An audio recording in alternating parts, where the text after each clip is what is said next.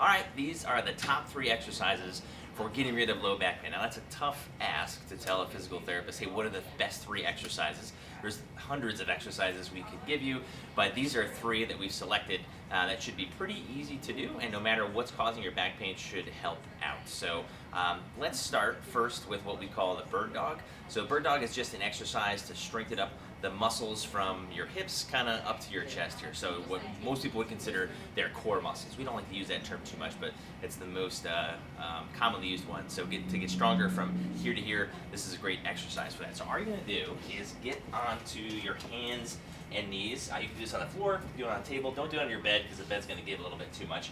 But basically your shoulders are right over your wrists and your hips are right over your knees. And from here, all you're gonna do is kind of draw your belly button in a little bit. So don't kind of get your low back up in the air. You're kind of getting into what some people might call a tabletop position, where your spine is kind of in neutral and your hips and your shoulders are in position. And from here, all you're gonna do is you're gonna lift opposite arm, opposite leg, and really extend out. So reach your hand out in front of you, reach your foot kind of back behind you, okay? Hold for 5 seconds, and then come back to the starting position.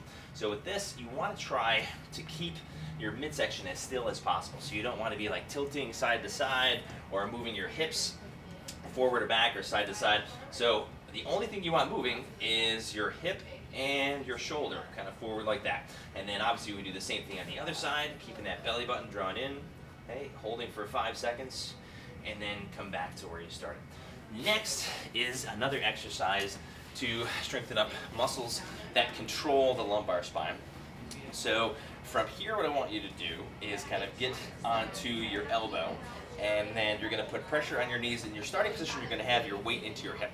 And then from here, you're going to kind of push down into the table or the floor with your elbow. And all you're going to do is you're going to lift your hips up and using your knee as support on the table. So from here, you want a straight line from chin through your chest, through your belly button.